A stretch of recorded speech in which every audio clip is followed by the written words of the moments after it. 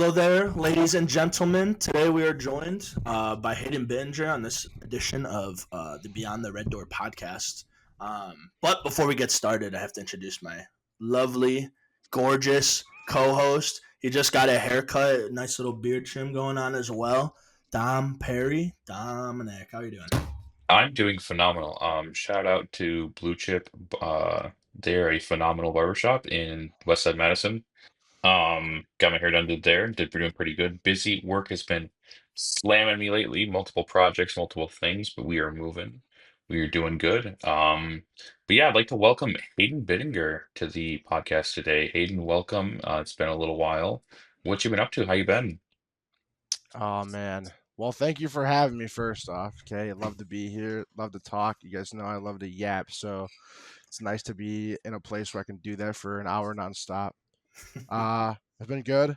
We just started the school year again. So we just started the day after Labor Day and have been kind of rolling from there.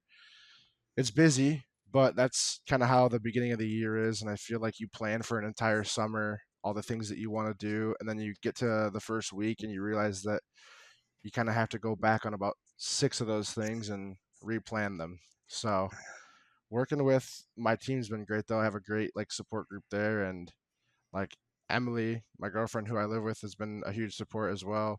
So just managing stress for year two, because last year was my first year. So it's nice coming into a familiar environment and not scrambling for all the stuff that you might have missed year one. So it's been good. Feel more How are you? confident for sure. How are you enjoying working with the middle school population? Because that's where I'm at right now, and it is wild for people that don't know. Yeah, I'm one of those people where I would mention when people ask "Oh, what are you gonna do? What do you want to teach? What grade level?" And I think before I probably would have said middle school, high school, just because that age range was kind of the range I thought I could relate with the most. And like high school ended up being a little much, I think, because Is that what you when did you're last young. year? Last year I was middle school still, but Oh, when I okay. I thought you student did taught, high I school. did. Okay, No, that's no, what it yeah, was. yeah, I Okay. did. In eighth grade and a ninth grade for my student teaching, and the eighth grade was phenomenal. The ninth grade was good as well. There's just some the high school kids I think struggle with boundaries, especially with a young teacher. It's things that they know and you kind of keep up with things they keep up with, but it's really hard to okay, this is school and I'm still a teacher. Mm-hmm. Middle school I feel is you can still relate to things. I'd be lying if I said I didn't come back after a Sunday night of football and talk to all the kids who are Bears fans about their loss and Packers fans about their win. you know. And we're right on the border too. Our school is, you drive 10 minutes, 15 minutes south, and you're in Illinois. So you're right there where enough kids in that class are Bears fans, and sometimes it's more than Packers fans. So it's a cool dynamic. But Yeah. yeah, I mean, middle school is a perfect age, I think, for me, just because yeah, I'm almost at the age where they say your brain's fully developed. So I feel like I relate on a goofy level too with some of those kids, and I do go on social media, and some of those kids are already at the age where they're starting to get access to it. So I Mm-hmm. don't I don't go in there and use Gen Z or whatever gen they have now slang, but I know when a kid's talking about something and they expect it to be oh, the teacher doesn't know. Well, I'm young enough that I do know, so I can kind of nip those things right away. But I That's so also funny. think That's what's no, go ahead. I was gonna say with my role too. I have more opportunities to hang out and talk with kids because I'm just working with them one on one sometimes. But I felt in the same kind of position as you were in my last couple of years where these kids are using this slang and I'd have to explain it to the other teachers that are just older and or what are Yeah. they talking about, I don't understand this, and be okay, here's what it actually means. Yep. um it's goofy. Yeah. You can't count any numbers with middle schoolers because they got that whole stupid little 6 7 thing that they say now, and that's I'll be going through and making groups, and I get to those numbers, and it's a whole thing with the whole class says it, and it's man, like That's so funny. just out of my range. I don't keep up with that a ton, but I know enough about it to be oh, I follow. So, but they're also like, I feel like at an age too with middle school where they're not like completely immature. They're starting to kind of figure things out, and especially at my school, it's not like your traditional middle school or junior high. It's a K through 8. So they're Oh. there for from kindergarten or even like 4K all the way up to 8th grade. Mm-hmm. And they're like at this age now where they're kind of becoming the top dogs.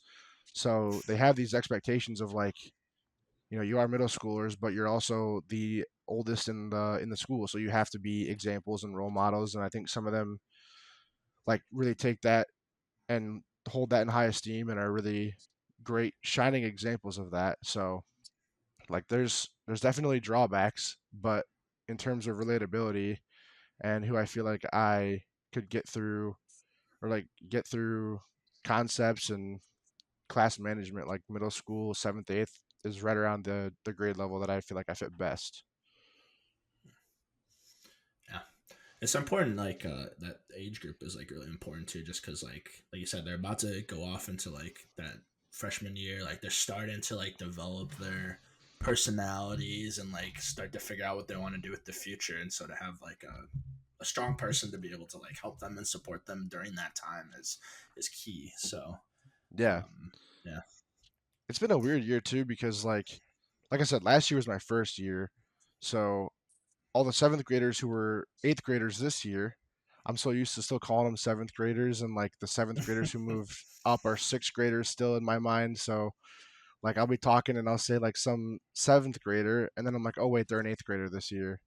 Or like my 8th graders who are freshmen now, like some of them even still come back, and it's like weird because some of them had like roles in my homeroom at the end of the day where one of them wanted to turn off the TV that had our like hallway timer on it, and so like that was their thing. And now it's like at the end of the day no one sticks around because it's still early, so I'm like, oh, I have to go do this because that student's not doing it, or oh, I usually let that student do this thing, like writing the date on the board. So then I'll look and it's still Thursday when it's actually Friday. And it's like habits. You have to start a completely new slate with the new year. And it's tough because some of those kids left such a good impact and like we're in the habit of things. And they do visit, which is nice. Like we have back to school events or like they'll come back for their younger siblings to pick up and they'll stop in and say hi. And that's always nice because I feel like it means that you left a good enough impact that they do still want to come and talk to you. But like not having them in class is just weird. It's like it definitely is like an empty spot for all those kids that were there before. And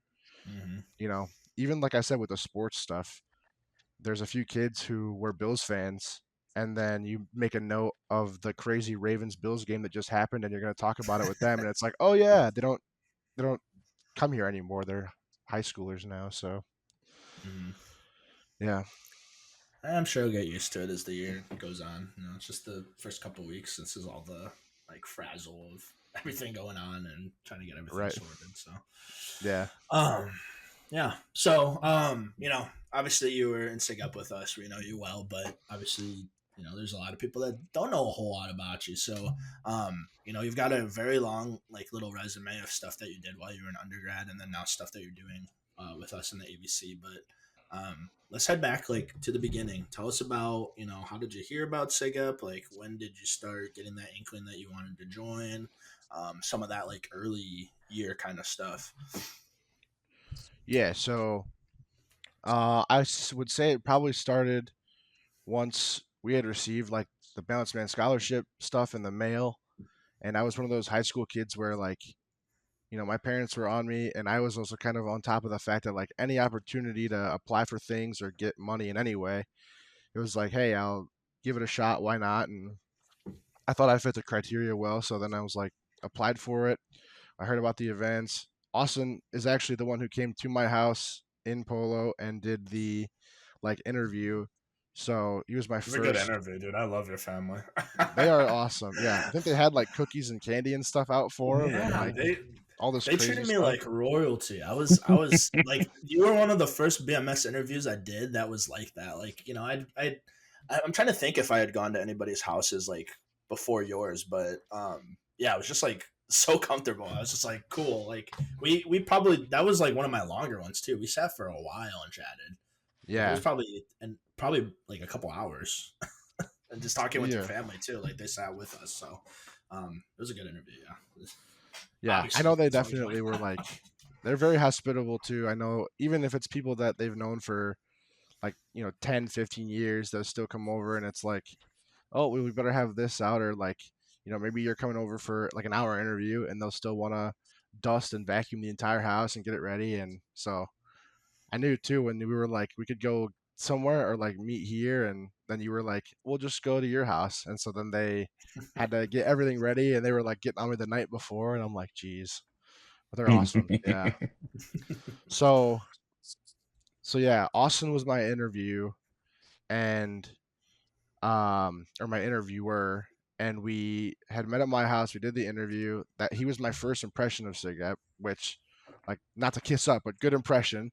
And Thank then you. we got to the day where like we kind of moved in, and I want to say that I had asked when you guys had offered, because you had like the move-in crew where you could come Mm-hmm. and help some of the new guys move in, and I think we utilized that like once maybe, and it's been so long now that I don't recall exactly who it was that helped me move in, but I'm pretty sure it was an Oakley.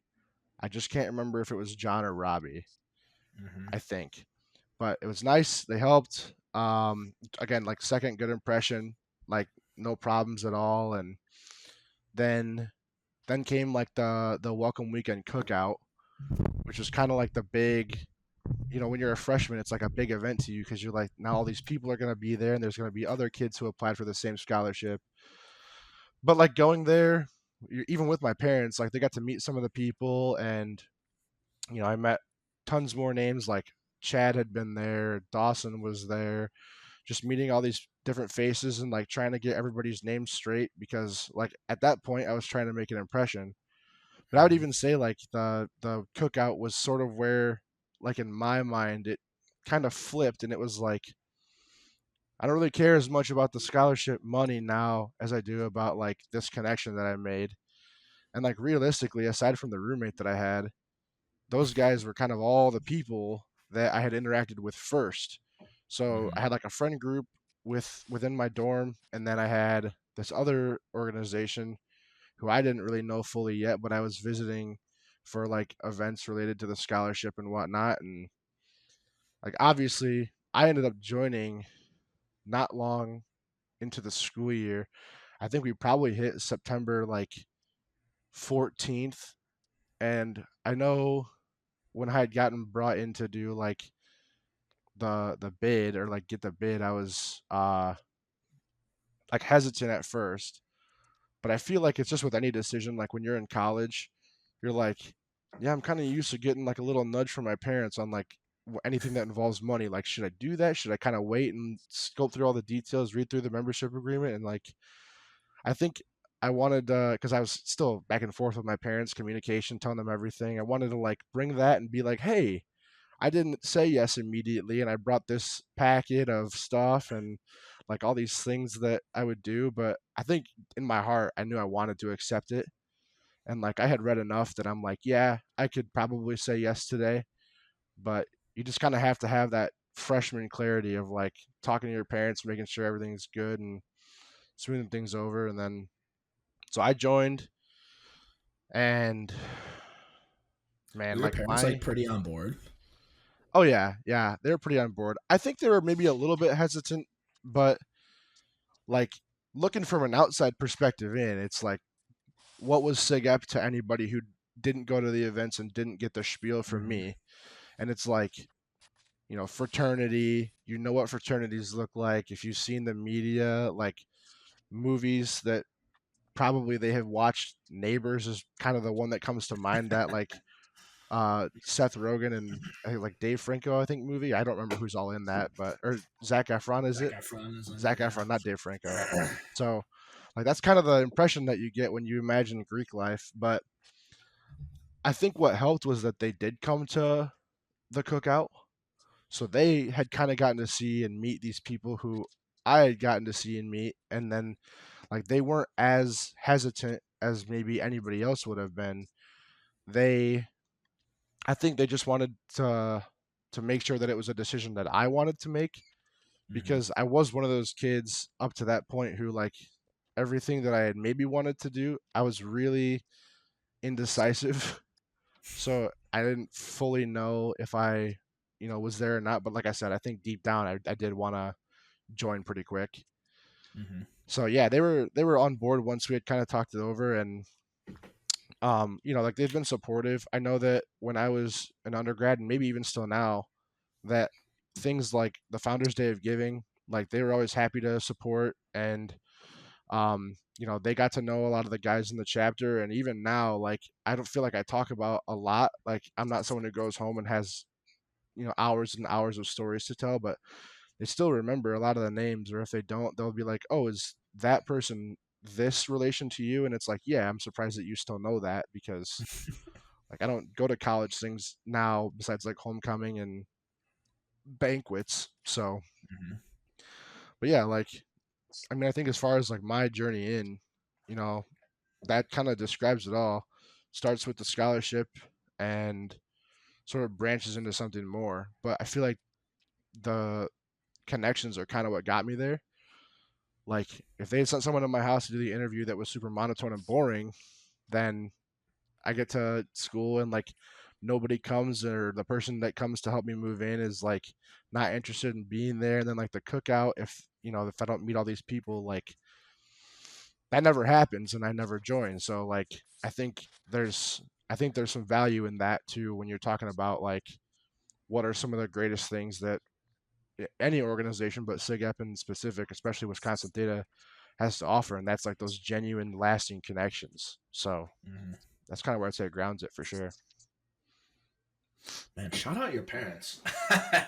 they are Honestly, awesome. I love that. Yeah, they are great. I mean, we talk about it a lot, like when we were doing like recruitment workshops and stuff, but it was always about, selling the parents. Like, that was part of the reason that we were like, when you do these interviews, if you can do them at home and like have the parent, like, we encourage parents to sit down and listen to us talk about what we were doing, because we knew that if we could like sell the parents a bit more, like, about how good that the chapter is, like, it'll make it a lot easier to recruit people. So it's cool to see that they were like, pretty on board, outside Yeah, of the general hesitations that people usually have, I'd say.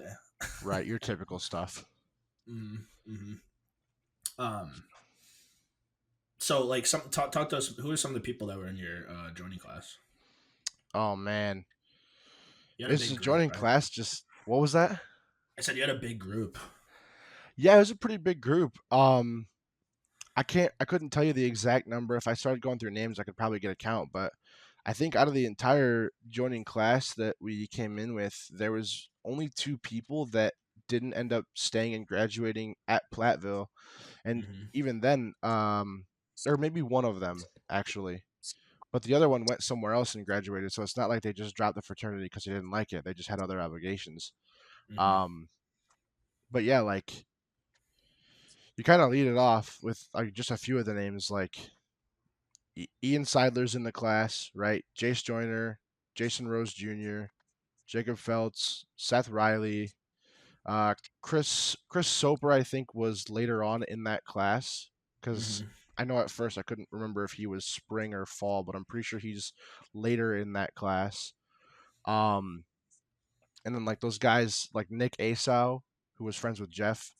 Mm-hmm. Um, he was in, but then ended up having to pull out from the chapter. And then Ryan Nixon, who I Mm-hmm. know like ended up going to a different school. Um, and I'm probably forgetting names, so if I like didn't say anybody's name, I'm sorry. I know Sean McGrath. I was getting to his name next, but Crucify Hayden. Crucify him. yeah, if I forgot your name, I apologize. I'm trying to think. Like, I'm going by houses, so I'm like, Sean Feltz, Soper. They all live together. Me, Mm-hmm. Ian, Jason, and Jace. We were pretty much roommates for the entirety of college besides freshman year. And then like those 2 guys, I know Seth had lived separate from all of us. Um, but we were a really tight knit group. And I mean, even now, like, the people who are going different places, like, I know Seth is going states down the country. Like, he's, I think, Tennessee or something like that. He's moving down to Tennessee. We still talk in group chats and stuff, and like I've DM'd him every now and then, and like just a check in once in every little while. And Jace obviously works for Nationals now, so Jace is doing stuff at HQ down in Virginia. Ian's with ETC, and he lives in Madison. We're all actually going on Friday to go see Weird Al, so we still do stuff. Yes, it should be very fun. Sean's just up in Milwaukee, so that's a 40-minute drive. I've done things with him, like last year for my birthday. I know we went and hung out with a few of the other guys. I don't see Soper that often, but when I do, it's like a shock because every time I feel like I've seen him, his hair is different. Like we graduated with like short hair Soper, and then I ran into him and I didn't recognize him at a wedding because he had this long, luscious hair, and I'm like, who is this guy? And he turns around and I'm like, holy crap, that's Chris. So, and yeah, Feltz, I feel like I talk to Feltz every day. He's always got something that he's bringing up that's like, it always interests me. He was the guy who like brought up ham radio, and I thought that was a really interesting concept too. I never got like fully into it, but like when he would back in college, like you'd go to engineering hall and they had that little like bookshelf area where they had all the ham radio equipment, and he'd show me like all the countries that he had on his list of like people he talked to, and like that to me was interesting because communicating with people around the world is something that's fascinating to me at least. So you know, and like Jason, we talk still. We talk, and we've gone to Brewers games together. He just had his wedding not that long ago, so I was part of that, and it's just really nice. Like you kind of expect to graduate college, and if you're not in an organization like this, I feel like maybe you go separate ways, and like eventually that communication kind of falls off. But we still talk all the time. You probably see like we play games all the time. We're always, at least in our Discord servers, like talking to one another. It's just a really pleasant thing. I feel like that you can just come home from a long day and still have those people like one click of a button and you're talking to everybody that you went to school with. So it's awesome. I really like that connection. That's phenomenal to hear. That's like an amazing just story building and building. Like being able to like really have those connections day in and day out, especially with how close you guys were as a group, is so inspirational to hear, not only from just a general alumni perspective of SigEp, but just hearing it as any general story, right? Like colleges always, they always, talk and brag about these stories, but like being able to hear a personal story from somebody you know and really like get to seeing these connections is insanely heartwarming just from a third party perspective. Like I am insanely roped. I keep using that word a lot, but I am extremely roped into this, like just hearing about this, and you can tell just how passionate you are about it, and it just gets me Yeah. going. So like it's really awesome to see. Well, and like when It's we had our Sigma meetings like on Sundays at like 4 o'clock every time we were in down in the hall, and like we were all pretty tight knit there and like joked around and went and got dinner in the same place. And I think I would really credit you guys with being the ones that kind of instilled that. Whoever the Sigma coordinators were and like went to those meetings were kind of the ones that had mentioned like, if you want to succeed and like you want your class to stay strong, it's the connections that you build and maintain. And we kind of built everything from there around that sort of ideology. Like, you know, there's people who I don't necessarily agree with on everything. Like half the stuff that Feltz says about sports, I'm pretty much the exact contradiction of it. But I would still take a bullet for that guy because we're so tight knit, we're so close, like I still hold all those guys in such a high esteem. And I feel like that's because of those connections that we had built as freshmen and on in the chapter and like all the stuff that we did within and through the chapter. mm-hmm. Do you think it helps that you guys were on like the that dorm group together? Because like I mean, my like Roundtree like little squad that all kind of are really close still and like hung out together. Like I think that helped with it because not only were we a part of like SigEp together, but then I was like we're seeing each other in and out like living together, and you kind of get some of those other like nuanced instances, you know. Yeah. Um I mean, I would say so.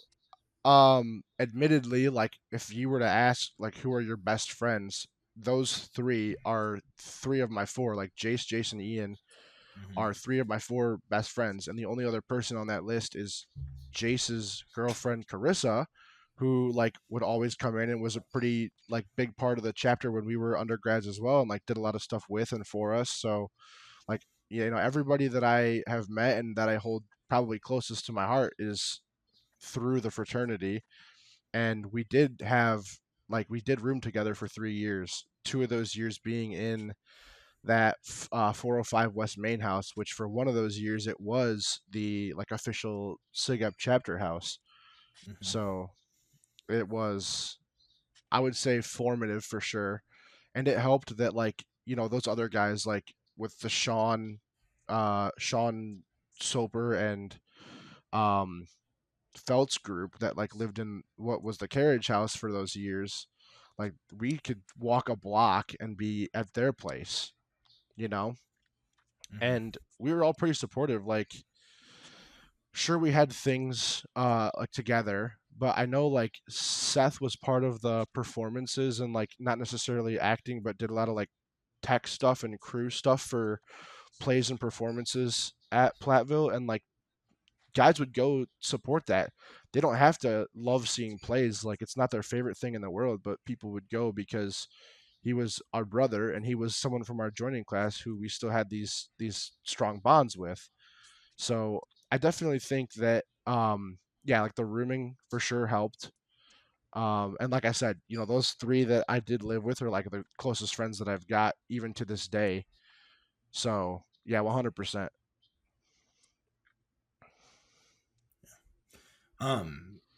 Man, I forgot how like all that the people that were in your class with you. That was a really good class of guys that we recruited. They're awesome. And All even the phenomenal. class right below us, the one that joined the fall after, so the fall of 2020, Mm-hmm. I'm I'm honestly surprised, and like that was an even bigger class, but a lot of those guys are still pretty tight knit and interwoven in Mm-hmm. like, you know, with Christian Weber or Ethan Shyla, CJ Meyer, Will Folkalt, Parker Shelsky, just to name a few of those guys like that were in that class. Um, those guys all still like talk to us as well and like hang out with us and do stuff with us. And Shyla lives 5 minutes from me, so like if I wanted to, you could just come over Oh. for a night and hang out. Like, but like those guys too. And to give them credit, like I know that was around the time when I was stepping into like a VPR ish role or helping out with like VPR recruitment type things, or maybe just Mm-hmm. biddings, and trying to get into like the VPR role. That like um Wyatt Hammer, Tim Hyam were the two guys that I was trying the hardest to get in, and I definitely probably could not have done that without Dawson's help because he was such a big proponent of that, and I was trying to like make sure I did things the way that was working. So he helped with that and got those guys in, and Wyatt ended up being my little. So like again, those connections, but yeah, like to their credit, that's the COVID class. Yeah, And that even was a like tough. even us, Yeah. like we got in and we were recruited for that fall of 2019, Mm-hmm. and then you get to the spring starting in 2020, and like we didn't get to finish our freshman year because we had got sent home in that spring semester. So like coming back and sort of having to pick the pieces up of like, okay, like we're here and we all know each other and like hang out with each other, but like what can we do? And so Mm-hmm. I feel like also, and this is maybe going to sound insane, but like a lot of the bond strengthening with that class was through sophomore year disc golfing, because that's like outside and you could do that without having any issues. Like there were so many times that we would just go and play around, and like there was even Sundays where we were trying to time it, like can we get a round in before the chapter meeting or before our Sigma or Phi meetings, and it's like, That's you know, awesome. that is something that I almost forgot about that, but like yeah, we So that was a really and big thing. when you're Mm-hmm. faced with something like major like a pandemic, it's cool to see like what ways that not just you as a person but you as a group can come together and like sort of face that adversity and kind of find your way around it. And it ended up being through disc golf. I just remember spending an unhealthy amount of money on different discs and hoping that it would fix my game, and it never did. They had that giant tree on hole 1 that I would always find a way to hit, and like my game would be over before hole 1 was up. So I forgot that you got. I don't know why in my mind I was thinking that you guys were like your freshman year was the year before COVID. yeah, well, kind of But was because it's the semester before. It yeah, was yeah. yeah, But I mean, just like because I'm close with a lot of that group as well, but probably not as close as I had wanted to be. But I think it was because of the fact that like I graduated that spring then and was like didn't have the time to see you guys out for a whole year rather than just that one semester that was recruiting heavy. sure, So, but obviously, like I still stay in contact with a lot of those guys outside, yeah, especially the ones that are involved with things. So, right. yeah. Well, you kind of already hinted at some stuff, so this is like a perfect little segue into like talking about, what kind of stuff you started doing with SigEp. So talk to us about, the positions that you held within, and then we'll kind of talk about some of the stuff that you did outside of, because I think they were equally as important for like stuff that you did. Yeah, sure. So, coming in, like my mindset, I think joining was once I had kind of gotten familiar with everything and like I knew the ins and outs, I was really dedicated. So much so that like, you know, all the stuff that I had done, and I mean, not that I would throw everything out, but like all the stuff that I did in high school, like band or like theater related stuff, or even like athletics, not that I would have been able to do much athletic stuff because I didn't play on any teams besides intramurals, but like that was all kind of stuff that once I got to college, I was so invested with the fraternity and wanting to like continue leadership and development of myself that like I could do without joining every play or like being part of every band, because like I had kind of set my sights less on as much involvement as possible and more on like meaningful involvement and how I can like best prepare myself for beyond college. So like getting in, once I had kind of been familiar and gotten through that first semester and all the like Sigma stuff, I wanted to like take the next step, which was for me in my eyes learning about different executive positions in hockey, get involved in that, and at least running, because it doesn't hurt to run, especially with how kind of elections are advertised, where it's like SigEp not being tiered or like no sort of tiered membership. Like you join in and you're immediately on the same level as someone who might have been elected the president, and you could even run for president. Not necessarily that you would be a newly elected freshman week 1 and then get the role of president, but that you could still do it because everybody's an equal. So like I took that and ran with it, and I went for something that I thought would be like a little more laid back, like humble. So I started looking at a newer position, which has gone through several name changes.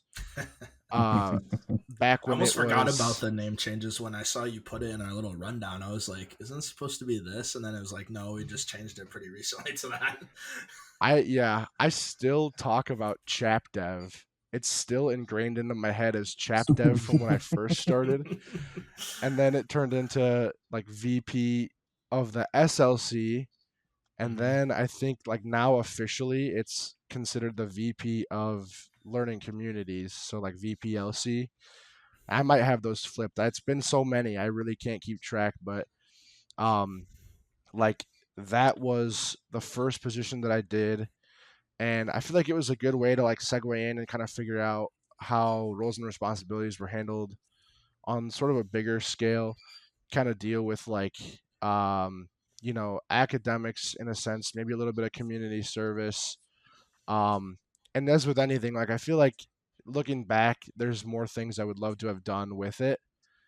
But it was like definitely like a nice way to see things from a different perspective and sort of have like my foot in the door there, because what I really wanted to do once I had gotten towards the end of VPLC was I wanted to give recruitment a shot, because I had liked the sort of like marketing side of things, and I liked that I thought I was pretty personable and could Pretty maintain nice personable. You were conversations. very personable. Yeah, so You're like one of the most like outgoing people that I know. well, But even then, like when I had gotten through recruitment and even through everything, like recruitment realistically is such a jump from VPLC, because like if you're looking at like how each position is ranked based on like whatever is considered like importance, recruitment might be like third or fourth on the list, but realistically it's up close. You could even call it like 1.5, because there's In my so heart, it's much. number one. Yeah, right. There's so much that goes into it, and like for as personable as I was, I feel like one of the main things I really struggled with was the sales pitch that I bought into, and like kind of marketing, sales, that sort of part of the job, because like you can be really good at conversations and like make friends really easily, but it's sort of like also being able to like have that sort of persuasive element and like help other people see the value that you're seeing. And Mm-hmm. so like for me in my brain, it's like, oh, it's a no-brainer. Like this is an awesome organization. These people are all great. It's worth your money. But then you got to put yourself in the perspective of someone who's joining or who's going to college for the first time, and it's like I'm already spending all this money on tuition and room and board and whatever it might be, that it's like from an outside perspective, $300, $400, whatever dues might be, is like a huge number sign with like do not enter written all over it. So you got to figure out how to say like the value and everything, and like explain like what you're getting, like you truly get your money's worth out of this. And like they always tell you that SigEp is you're going to get out what you put in, and sort of like conveying that in different ways, because just letting people know that on a face value isn't enough. They really have to hear it and like understand it. So I think that, even though I had a lot of qualities that would make for a good VPR, there were definitely some spots looking back that I would like to have improved on. Um, which I mean, like being reflective like that is also part of the job that I have now with teaching. But, um, all things considered, like the people that I recruited, I like to look back and appreciate the quality of some of those guys, because, we have, uh, Brody Dawson, who I would have recruited, and he has been around. He's been part of the AVC. He's also now part of this historian thing that we're going to be talking about here in a little bit. And just always looking for ways to stay involved. And he even still lives in the area, so I know he does some things like with the undergrads and like keeps it involved with them. Uh, we know him as PDK, but Parker Kirkleski, who also is part of nationals now.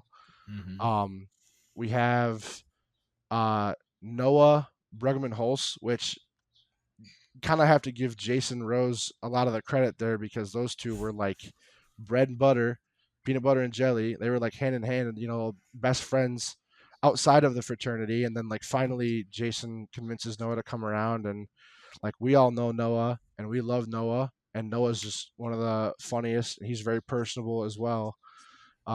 Guys that like I had recruited. So, just picking like a few names out of the class that would have come with, like, obviously with anything, with any job, like definitely look back and get reflective about things. But with what with what you walk out and your result that you kind of get, it's nice knowing that you recruited some quality guys that were able to make a lasting impact in the chapter. So I think all things considered, I can look back and be happy about at least that part of the job for sure. It's just such a hard thing, like with your jobs in any other position. It's like, you can be judged in other spots maybe on like truly like the effort that you put in and like what you're doing. I know with like programming, that's another taxing job, but if as long as you're making the connections and like scheduling events and doing things like that, you can usually end up being pretty successful, because it's all about like those actual, I guess, programming events. And like recruitment, what's hard is that like you can put tons of effort in and spend like nights doing stuff, and at the end of the day, a lot of the result of that position comes down to numbers. So like your goal is sort of to pitch the fraternity in the best way that you know, and like in a way that will get you interest. But also, it's really tough to sit there and like change someone's mind who is incredibly stubborn and like doesn't want any part in it, even if you can see the value in that person joining in. So like, I think that was sort of the thing that I realized midway through was like, oh yeah, like I can do all this stuff, but I should probably be putting more effort into like how I can pitch this better, or like find a way to relate with these people more. And so, like, again, it's a lot of that stuff that you kind of step away from after you're done and be like, yeah, I wish I could have done this, or I would have put this here, or reallocated this here. Eggs in different baskets, metaphorically, you know? So, Yeah, take everything as a learning opportunity, right? And absolutely. not everything's gonna work perfectly the way you want it to do, but if you can take something from it, that's just as important, right? Yeah, right. That's um, why I feel like in any position or any career, like if you go in and you're not reflective about the way that you've done things, or like if you can't step away and be like, what went well, what didn't go well, what can we change, and like next time it comes around, like where can we go from there? I feel like that's kind of an important part of like a learning experience and those opportunities that you have for development and like mhm, continuous improvement. So mhm. yeah, I would agree with that 100%. So, let's see. So you were recruitment what your not sophomore year, right? Your junior year. Yeah, sophomore into junior year. Sophomore into junior year. Oh yeah, that makes Yep. sense. So like that fall, that spring into fall. Yeah. And then talk about like so like you kind of then stepped back from like chapter leadership and started doing more stuff on campus around that time, right? Like it wasn't coinciding with each other. Like you kind of took it on to this other whole nother beast of Greek life advisory stuff and campus advisory stuff. Talk a little bit about that. Sure. Yeah. Um yeah, I think it was kind of after that VPR term that I was like, I took a step back.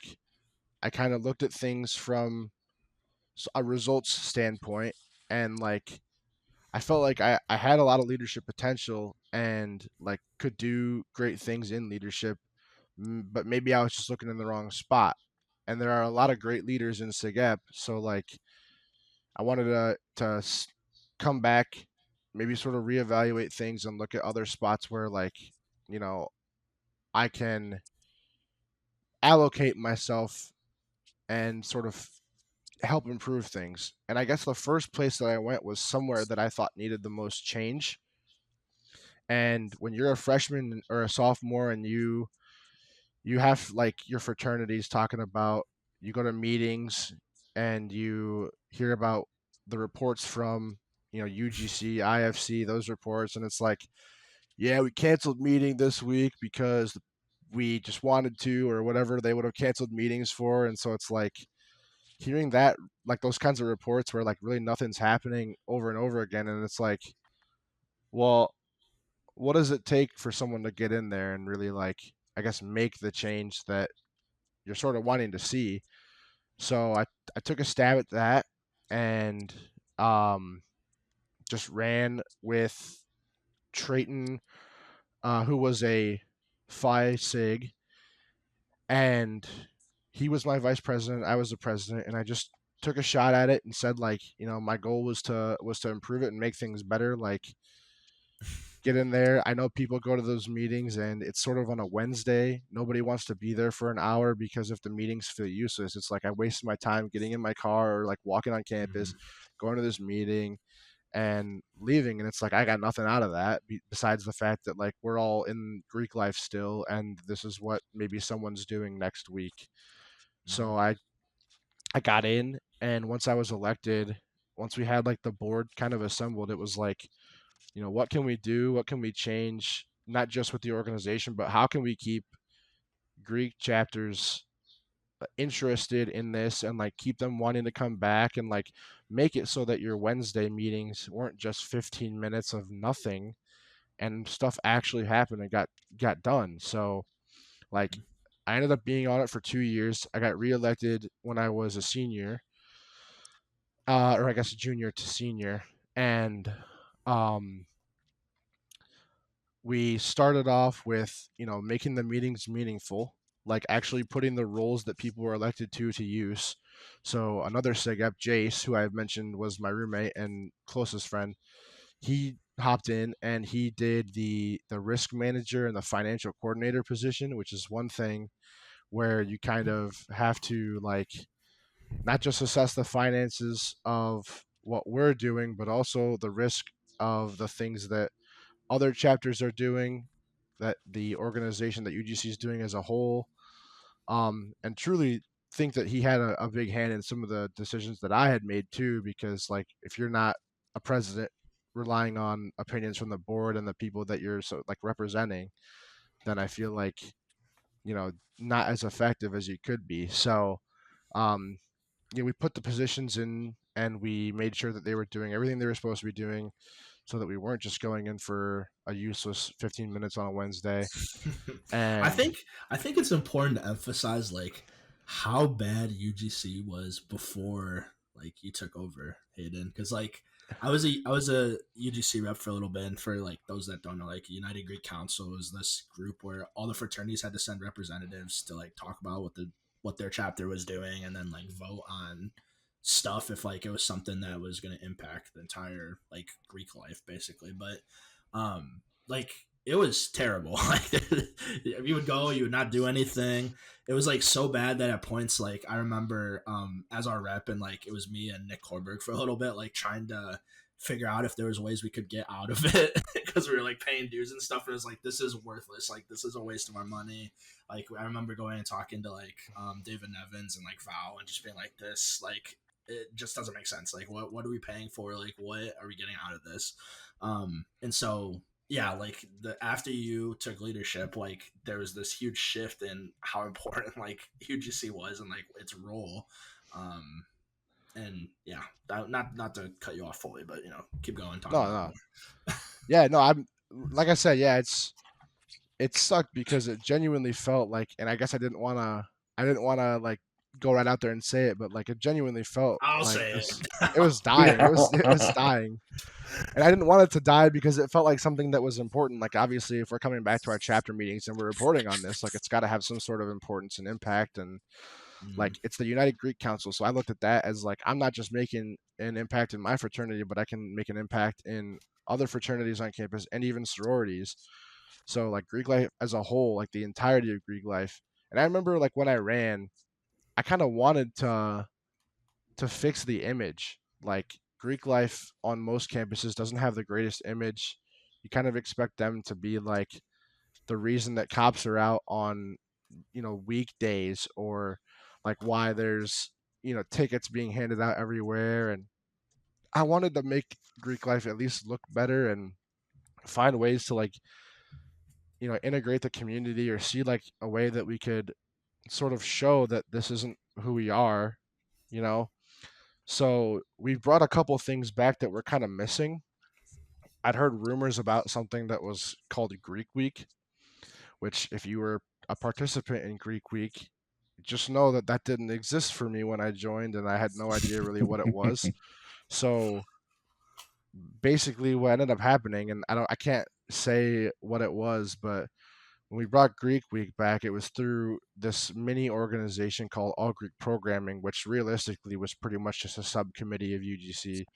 But the point of All Greek Programming was like, why don't we start making events that are intended for everyone to be at? So like not just the fraternities, but also the sororities, or not just like, one group or whatever. So like we got everybody integrated in them, and like some of them were pretty basic. Like we just had a bags tournament right outside the circle of dorms, like Brockert and whatever else is over there. I can't remember all the names. Pickard and Wilgus maybe, or not Wilgus, but you know what I mean. So mhm. like a bags tournament out there, or we started a new event, and I think that's actually still going on even if UGC doesn't exist anymore. Like I'm not sure about the state of it now, but we did this new event called Get the Scoop on Greek Life, which is where you could come up and like learn about different chapters and what each organization stood for. And the scoop part was ice cream, because the Greek Life advisors would have ice cream, and then every chapter would be in charge of a topping. and they'd bring that topping. And so like if you wanted sprinkles, you had to go over and go to the Alpha Gamma Row booth and like get some sprinkles on your ice cream. But they might also try to tell you like, hey, this is what we do. And like, I guess I could understand how that's like a shoddy sales tactic, but at the same time, like people had fun and people showed up, even if it was free ice cream, like they're still getting something out of it. And people are at least getting to see like we are not what the media shows. So like that was really nice. And then, yeah, like I said, so we created AGP. The AGP's number one thing was we want events for the entire Greek community, and we want Greek Week because like once I had started at UGC and I talked to uh, Lisa and Abigail, who I think is now Garrison, congrats, uh, was very, very helpful to the entire organization, like what we were trying to do. And she was the one that would bring up like Greek Week this, Greek Week that, and she's like one of the main leaders and I think maybe the head of CPR, like campus programming and relations, so like all the campus events that you do. Mm-hmm. And so it's like having somebody like that to sort of tell you like there's this gigantic week of programming that we could do that would get everybody super involved and super hyped. And it's basically like homecoming, but instead of having homecoming where it's like Greek orgs and other orgs and dorms, it's just the Greeks. And I know a lot of Greek chapters were in on that. Like, who doesn't like to compete and try to win things? So we planned it all out. We had all these sorts of events, but we tried not to like take things that homecoming already did.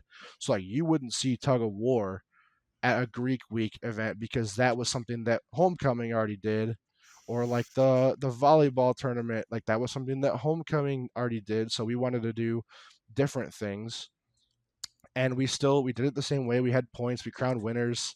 There was, I think we did like spirit awards. I hosted a Greek it was like Wheel of not Wheel of Fortune, it was a Greek Price is Right, where I had the suit and everything, and we took items from the university bookstore, and we were like closest that you can get without going over on this item that you can literally find upstairs. And so then like you're kind of you're integrating the university, but you're also getting the Greeks involved. And um one of our That's other so funny. things I that didn't we know you did, guys did that. yeah, no, it was super funny. It was really fun. Um Uh, but like we also did this event, so I think we paired up with Toys for Tots or some organization. I'm pretty sure it was Toys for Tots, but the goal was basically getting money for kids for Christmas. And we went around to local businesses. We got different people to sponsor, to give gift cards for prizes, and we did a collaboration with Throwing Sevens, which was the axe throwing company that was downtown. Um, I believe that was their name. And they're not in business anymore, I don't think. But when they were, we could collab with them. And there was an axe throwing competition for Greek life. And like you raise money between all the chapters to see who could raise the most. And it was just a big thing. We raised a ton of money. I wish I remembered the exact number, but we did raise a ton of money for like these toys for tots. So it's like not only are we doing things for the Greek life to like, have more fun, but we're also trying to get Greeks involved with philanthropy and community service. So like we just wanted to make things better. We wanted to make UGC, like the name of UGC, sort of have a better implication with it. And like I feel as though I'm not like trying to be cocky, but I feel like we did a pretty good job of that. So, I I was mean, satisfied once my 2 years were up. like all Greek, like Greek Week is like still a thing that we compete in every year and are still like pushing forward. Yeah. So like I would say that you made your mark with the little bit of time that you had in the position. Yeah. We were the defibrillator. We had to revive it. um, I'm glad that you like told that story too, like between the SigEp stuff and the like what you were doing on campus, just because like I feel like it's a good story, like the way that you were talking about it, and just in terms of like you got kind of down and you needed to find like you knew you had this leadership potential. You needed to find like your niche, basically, right? And I feel like that we see that a lot, where like some of the guys that will come in and take on some roles, like you want to put your foot in the door, right? It's important to get your foot in there, but you might not always make the impact that you wanted to make, and then they just give up. Like, don't try to do anything else with it. But like, you're an example again, like where you kind of need to look around and see like what is something that kind of tailors to like what I'm good at and like what I'm interested in, and how can you create that impact. And you found your way to do that.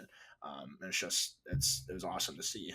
Yeah, Yeah. especially like knowing you for like the little bit that I did, hearing about all the stuff that you were doing then, like while I was, away from the chapter, I'd just come back and be like, oh, Hayden did all this cool, awesome stuff.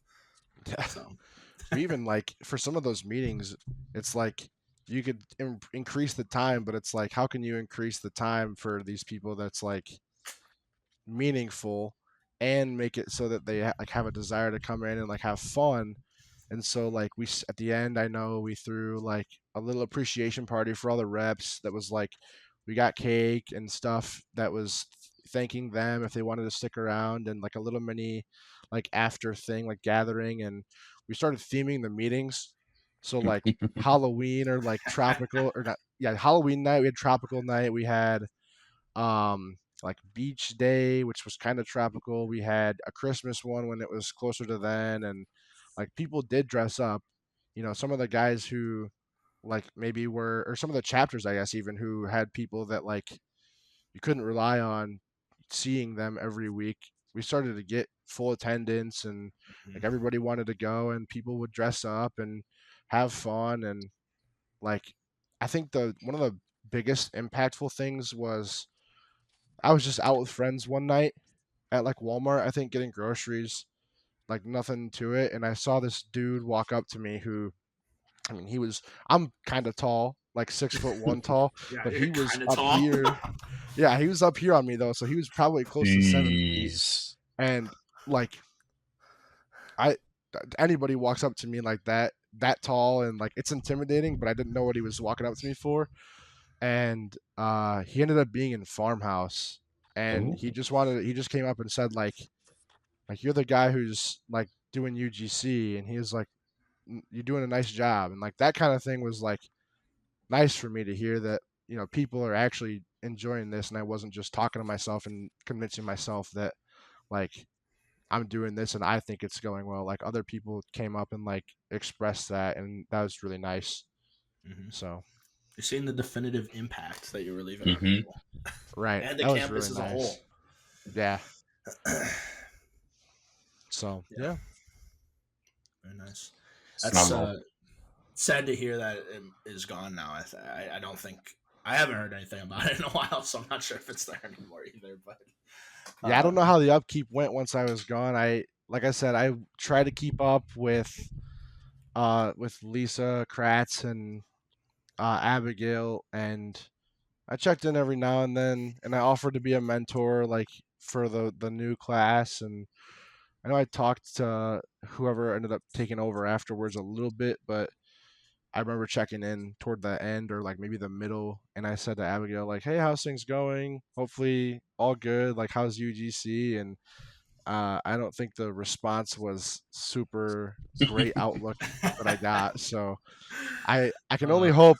I know that some SigEps have been involved after I was there, and I can only hope that like, at least we're still trying to see the value in things and like not just killing it because it's starting to turn back into something that's useless. Like rather than just get rid of it altogether, if it's got a function, I feel like why not keep it alive and use it for something that's helpful, because again, like we saw a value when we were there and we did things that were valuable. So like, why not in my eyes? But like I said, I'm out now. I got bigger things to worry about, and I can't be an undergrad forever. So like gotta kind of be the captain going down with the ship if it is. Hopefully, like some of the undergrads will listen to this, and if UGC is dying, just listen to what Hayden was able to do with it and revive it.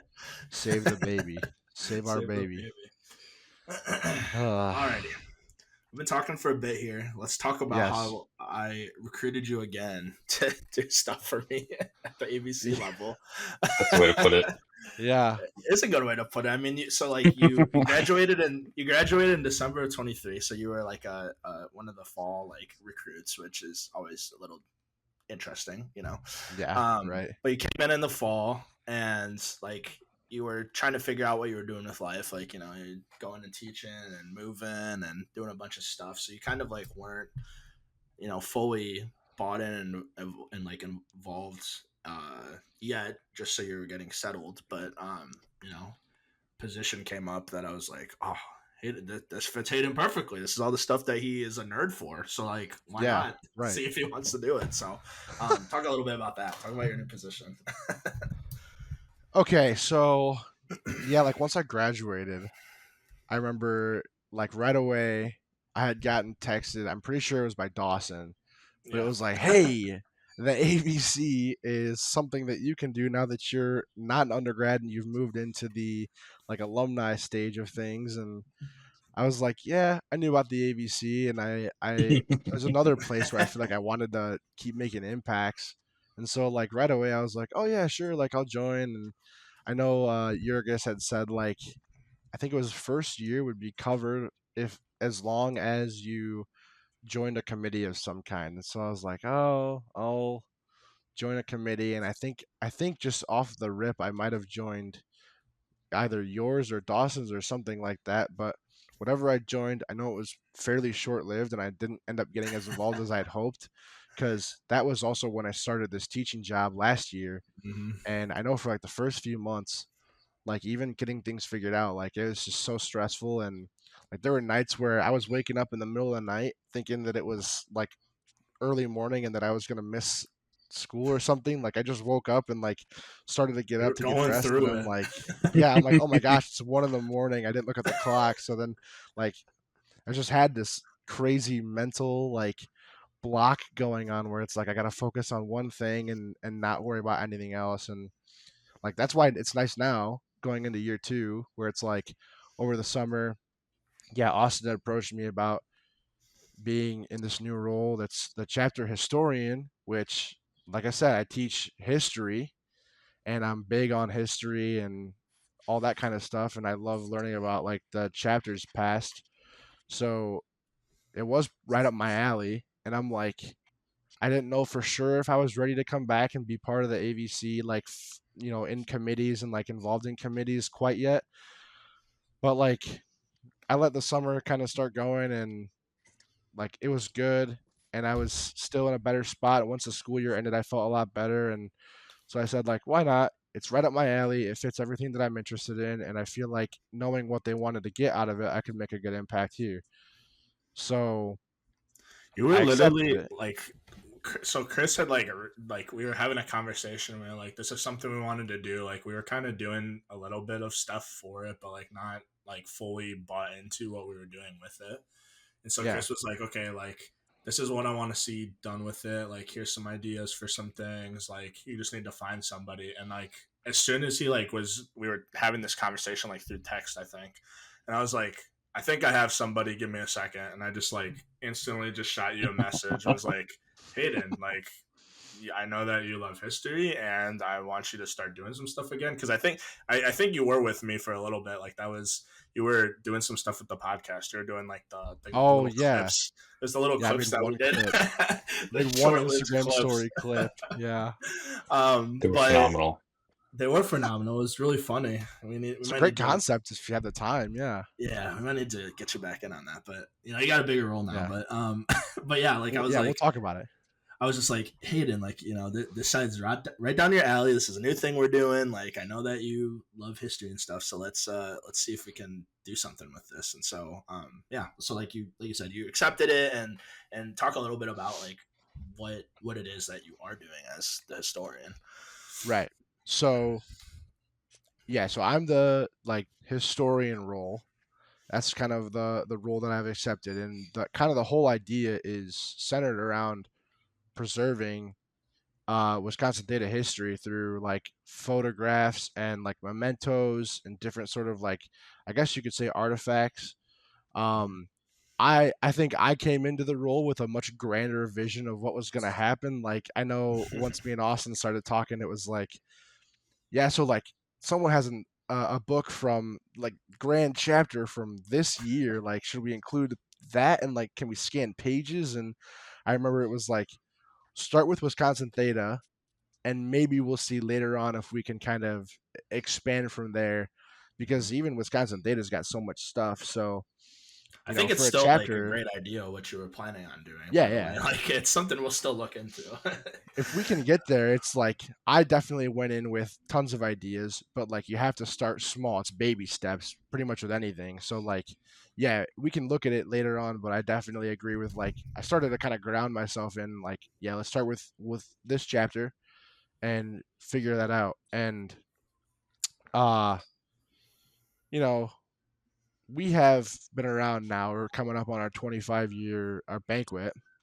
Mhm. But even a chapter that's been around 25, even 30 years, it's like I feel as though there's a good amount of history there. Like 25 might not seem like a lot when you compare to like other organizations or like the longevity of certain, organizations around the globe, but there's a lot that we still talk about from when we were first starting out, like trying to get the charter and whatnot. So and I've always been a big like wanting to connect the dots. Like, you always get to that point where you're like, how far back does my family line go, and who can I connect to that's like back from day one. So um yeah, like I had accepted it, and I kind of figured out like we got a few small goals.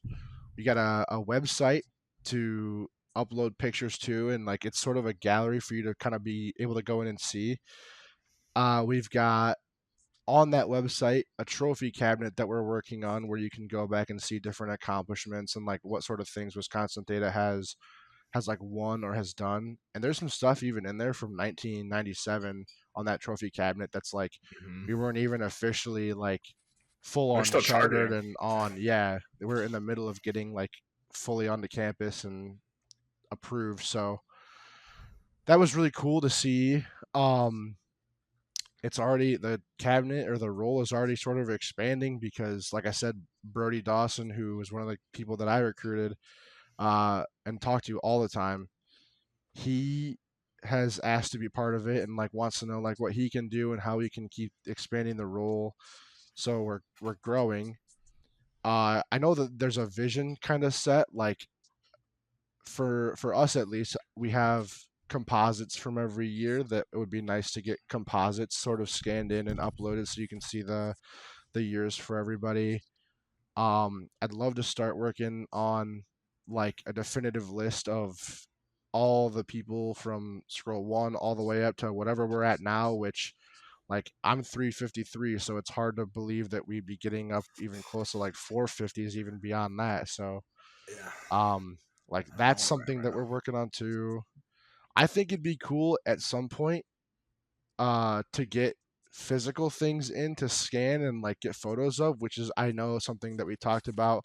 Like if you're somebody who has Wisconsin Theta like related stuff, whether it be photographs or even, other things, maybe like for me, I have like my bid.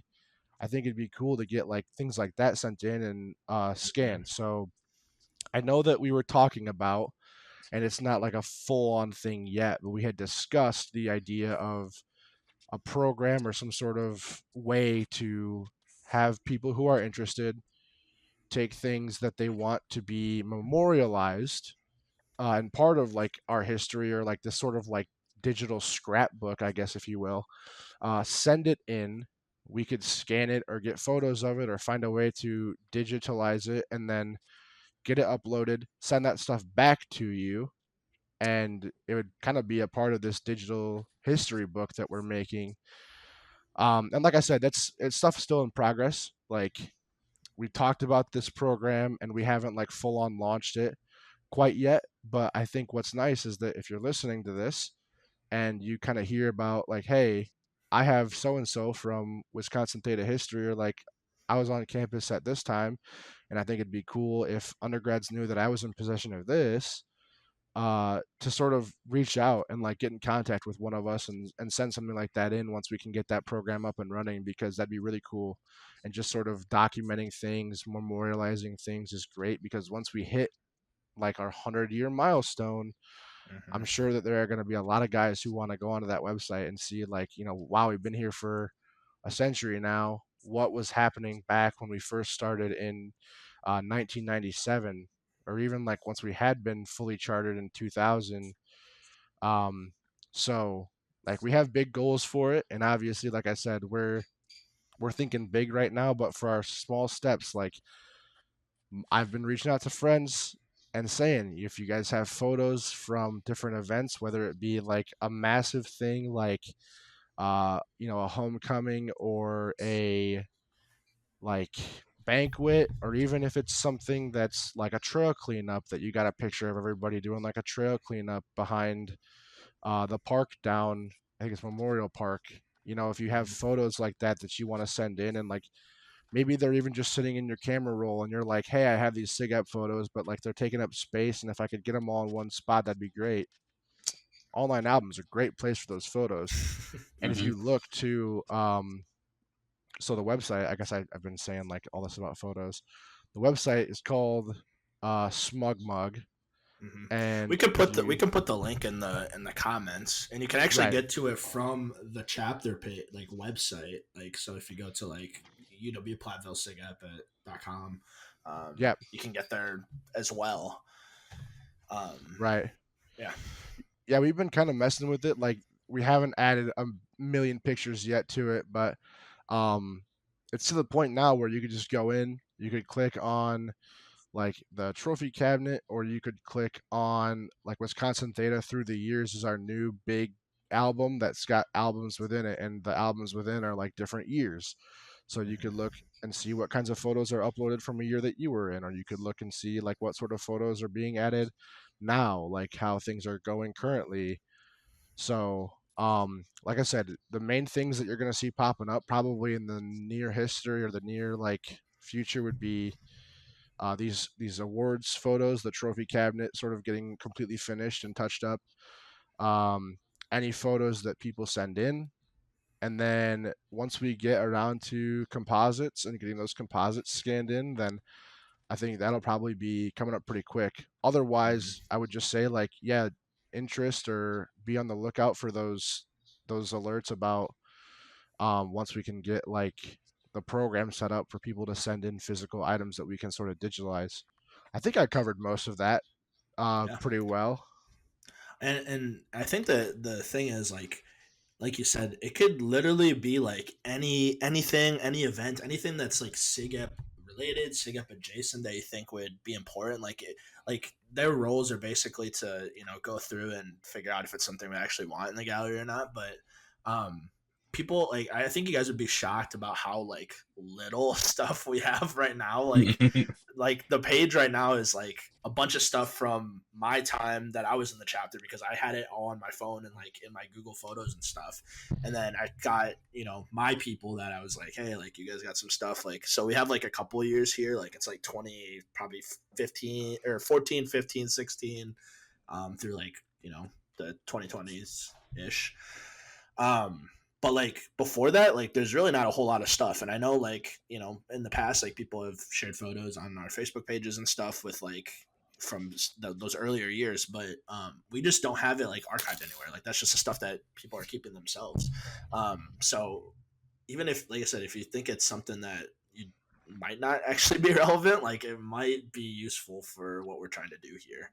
I think the other thing that was important that you guys haven't really gotten to this point yet either, though, is like a lot of the photos, like you can add like little descriptions and stuff to it, and so we're trying to go through and like ID like what's going on in the picture, or who are these people that are in there, so you can like really get a like sense of just like who these people are, like that are in the chapter at these different times and for these different events. So yeah, there's I think there's really high ambitions for what we want to do with it, like you said. It's just we need to start small because it's a small team right now. It's just like you and Brody doing stuff, and I was doing stuff for a little bit. But I mean, that's a good thing too, is like if this is something that like you think you'd be interested in. Like, I'm sure Hayden would take as much help as he can get. Because once we start getting like a ton of photos and stuff, it's going to be a lot to go through. And, like we said, we're a bit older. I shouldn't say that, like newer. That's the better word. We're a bit newer, so we don't know all the history of some of the older stuff. And so, if we're able to like get people in that have some knowledge of, those early years or even those like mid 2000s years, like, that's just like an area that we just aren't as knowledgeable about. But it's an exciting role. Like, it's something that I've been trying to get off the ground for a little bit, and now we're kind of like full steam, like ahead on what we're trying to do with it. So, and I think too, like, a goal that Brody and I had kind of set was if we could get a few pictures for every single year by the time that 25-year banquet does roll around, so that like if someone was to ask, we can pull up and have something like in every spot. I think that would be a good place to start and kind of get this off the ground, so that people who maybe are coming back for the banquet can take a look and see like, oh, I was here this year, and now I can get more pictures from that person and upload it to this. And like Austin said, it's less of directly just photos, and like with those descriptions, like it truly does kind of become like a digital like exhibit almost of like what was going on in each year and what was happening in each of those photos. So yeah, I'm glad you mentioned that, because I definitely let that one slip. That's okay. Like I said, it's like the thing right now is just collecting stuff. We're not even at the like archiving. It's acquiring things. But yeah, so like, Hayden was saying, like, just keep on the lookout for stuff. I know we've like posted some of the stuff in some of like the newsletters, like trying to gather stuff, and hasn't fully like hit yet. But I think once like we're getting closer to 25 year now, and like even probably after 25 year, like we're probably gonna campaign for it a bit there as well, just to see what people have, since there's gonna be a lot of people there. But like, just we'll put our emails in the description, so like you can see who to reach out to, whether it's me or Hayden or Brody. Like, I mean, it could literally be anybody, actually. Like, if you just emailed one of the guys that's involved in the AVC somewhat, and it will somehow get to us, like, we'll figure out how it gets there. But yeah, you take anything. We'd appreciate it. Yeah, I think I've donated quite a bit so far, but I mean, I still probably haven't gone through all of my Google Photos that were synced at the time. I think you gave me I recall you're one of the people that gave me like a Google album, and I forgot what it's labeled, but like it had like I think it's just SigEp. I think so. It had a ton of photos in it. It's probably like 200 plus. Yep. So I know once we can get a hold of Feltz, he's gonna have mountains of SigEp pictures that he can send in, and he's already sent me a few. So like, I'm putting them in a drive and getting ready to upload some of them too. So yeah. And I think that's a good point too. Yeah, like it's easy enough. It's like literally just like we'll send you a Google Drive link and you just submit it to the Google Drive. Like, it's drop it in there, dump them all, like super easy. So yeah, it's an exciting project, and I'm glad that I got you on board to like kind of lead it for me. Yeah, glad I'm part of it. Do you have anything else you want to talk about with that? Man, I don't know. I feel like I do a really good job of just talking when I get handed the opportunity, and then like once it's like anything else, I'm like, no, I think I've exhausted myself talking about all the stuff for the first hour before I finally let us get into the position speech. So I mean, like, so. You are a bit of a yapper, but like that's the kind of stuff we like. Though. That's kind of we're kind of here for that. Podcasts, right? Exactly. And you like, I mean, like, you do your like streaming and stuff still, right? So like you're kind of used to being in front of the camera a little bit and like talking a little bit. So like, it's you're more familiar with it. It's yeah. So I stream every now and then. Yeah, but shout out your stream here. You want some people to I haven't done it in probably a year. Mostly what I've been doing is like I just got it's an app called Whatnot. I don't know if you guys have like used it or probably seen ads for it, but like you've been doing like pack openings and stuff, right? I saw some stuff or selling stuff. I've been selling tons of Funko Pops. I probably have my like total revenue from Whatnot Funko Pops selling up to like $700 already, and I Oh still my have god. I still have tons in Yeah, the that's where it's closet at. that I haven't. Jeez. I have one that's that we haven't sold yet, but it's like we held on to it from the Agents of Shield TV show, and like it's worth $100 now.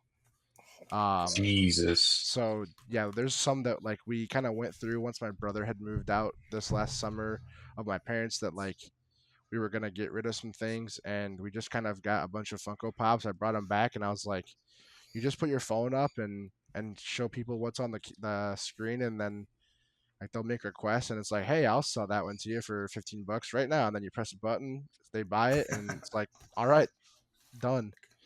Wow. So Easy yeah, that's peasy. kind of where my streams have been. Is just trying to, like, if I'm gonna stream, I'm gonna do something that I'll make money for sure on, because like I needed to get that stuff sold, and I was tired of putting it on eBay and Mercari and stuff. So I just figured, do it live, and people will come in and see what you're doing.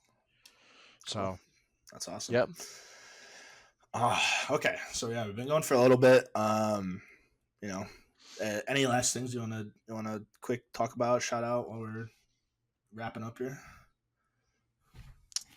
Always save your photos. Remember, if you're in a group event, just put them to Google Drive and then share them.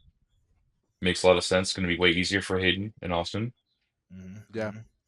If you have the second to go in, I think the best thing that I could have done for myself was I just kind of found an hour or two like where I could sit down and do nothing. And instead of sitting down and doing nothing, I went in my phone and I made an album for SigEp photos, and I just started adding photos from my camera roll into the SigEp like photos album. And that way, now if you want to send stuff into us, it's going to be dated at the top once you click the photo, and you just send it in and we'll put it into the archive. So if it helps to organize and you're an organized person like that, make an album, add your photos to it, and then shoot them over. We're always taking stuff, and I have an email Google Drive type thing system that I've got going on right now. So if we want to, I could throw that in to like a link or get it to one of these guys as well. But yeah, I'm always taking photos, and like people who want to send stuff in, like just shoot a message, because the more the merrier, in my opinion. Yeah. Are you gonna be at 25 year, Hayden? I am. I'm gonna Oh, be at beautiful. 25 year. Yeah, Okay. I'll be 25 year, and we haven't fully planned out like when homecoming is gonna be, because I think a lot of us are so focused on 25 year. Mm-hmm. But I did get that covered, so 25 year, and then like it's kind of in the back of my mind right now. But I got to worry about, like, I got 2 concerts coming up. I gotta go home because my birthday's this month, so I want to go see family again for that and just spend time there. And I talked about Jason's wedding, which we just had, and now we got Ian's wedding that's coming up that I'm also a part of. So like we're kind of in prep for that and doing things for him. And so like It's as a busy as time. much as like I love coming back into the school year and starting things off, but then we all have that moment where you kind of sit down, look at your calendar, and you're like, oh yeah, I haven't added 7 new things that have been in my mind, that now that they're on the calendar, my weekends and everything is packed. And like there's just like small things that you want to do for fun. Like there's a Conjuring movie that like just came out that we want to go see, and I'm meant to keep up because I haven't seen the second or third one. So like just things like that. I want to be able to make time for everybody, and I feel like you're also, now that the school year started, you're kind of neck deep in different school work, and it's just a lot. But I'm sort of going a week at a time with school, and I've adopted that mentality for home and like dealing with stuff like what's coming up. So that's been a really nice, I think, de-stressor, was just kind of trying to be more organized about calendars and what to stress about next, you know. Mm-hmm. Mm-hmm. Yeah. So yeah, okay. So we're all gonna be at 25 year, which is gonna be nice. So you can always come up to us there too, and with donations if you have them, we'll take them. Yeah. But like I said, Aiden will get us some links and we'll put them into the description so that if you have any of that stuff or want to email any of us, we'll find a home for it all. Dom, you got anything to say before we head out? Let's see. So biggest thing, obviously 25 year. Make sure you have your location of where you're staying. Austin and Mhm. I got some fun things cooking up for 25 year. We'll be there all day. We'll be there walking around. Remember, it is a black tie event or formal. Can get a cool tux, get a cool suit. We'd love to see you. I bought a new suit Um, for it. ooh, I have not Nice. yet. I'm waiting to. I just because I've been so busy and I haven't got a chance to walk into Kohl's and be like, Mhm. yes. Yeah, Um, you I know gotta I be a wanna. dapper. I So got the I'm same gray suit excited that for I that always though. had. That's okay. I'm not It's gonna saying be a you great have to time. get a new suit. I'm just saying, like, I mean, I was like, it's gonna be a big occasion. I'll get something for it. Hmm. Yeah, it will be very fun. Yeah. Lots of good So stuff planned for it. exactly. Um, I Other than think that though, have we talked about what we're doing at 25 year yet, Don? yeah, we haven't talked in detail. We need to set up something. We will get that. Get something aligned. Yeah, Off air. like people that are going here in the next couple of weeks, like you're gonna get a thing that kind of explains what's going on and all the different Hmm. stuff and where you have to go for everything. But Dom and I are gonna be hosting a little thing there, so you know, Hmm. Hmm. come check us out if you want to see us. We appreciate anybody that would be there. Absolutely. Yeah, anything else, Dom? Nope, that's it for me. Thanks guys for joining. Hayden, phenomenal talking to you. I always love hearing Thank your you. stories and your explanation. It's so nice to hear. Yeah. I've had my camera like connected to my laptop like from my phone. So like I'm just like staring at you guys here Uh and like my phone is directly right here, so it's like weirdly off. huh. I did notice at one point that you fell over in the Yeah. Yeah, yeah. podcast. So. My Hopefully I Sean will see I leave bought that in. this. I hope he points it out. Um, Uh, as we've been talking though, I have shared with you Austin Homecoming 2019, SigEp I saw 2021 that. photos, Banquet 2022 photos, Founders Day 2019 photos, and Fall 2018 Banquet. There you go. See, nice. It's that Dom's easy.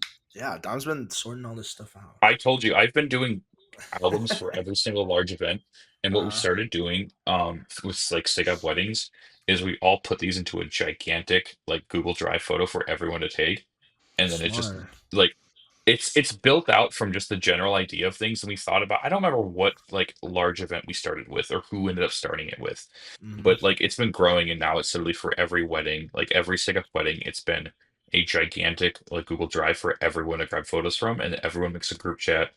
Everyone can access these photos, Mm-hmm. and it's just it makes it far more like communicative so nobody forgets anything. We're doing that for 25 year actually too. I made a Google album that we're just gonna dump stuff into, and like the QR code's gonna be all over the place. So Nice. you Ooh, could can't wait for also that. scan that and drop photos in if you want. It doesn't have Hmm. to be about Yes. Hmm. 25 year. That'd be a good idea. If we place like the QR code for like They're gonna sending be on photos all Oh, to the awesome. they're gonna Instagram. be on all the programs. Don't you worry. People will Oh have them yeah. in Don't. their hands. Hmm. Maybe Hmm. we have to make a separate QR code for the smug mug stuff. Like, hey, also add like random photos to Yeah. this. I wish I had thought about that one before I finished the program, but we'll get some Ah, QR codes out there. We'll figure it Well, out. we'll workshop it's it. fine. It's We'll fine. Once we workshop get to the actual tables, it. like for dinner and stuff, you just put them on the middle of the table like a table mat. Yeah, There you go. There's a QR code. Scan that. Hmm. perfect. Hmm. Okay. I think Hayden, you've probably broken the record now for like our longest video. 128.17. I 128. figured it's It's gonna be probably up me. there. It's gonna be I'm yapathon between all yeah. of us. But yeah, like Dom said, like thank you for coming on talking about this. Like obviously we've been working really closely together for a lot of stuff and for a while now. Like so it's just been good to get you on board with things, and I'm excited to see you both in a couple of weeks here Yeah. for 25 years. So Should be yeah, fun. make sure you guys are liking all the social media pages, follow the YouTube channel, go onto the SigEp chapter website and go dump their photos in there, and make sure you follow all the social media stuff again. Yeah, I don't have anything else. Thank you guys all for joining us. We'll see you guys on the next episode. Peace. All right. Take care.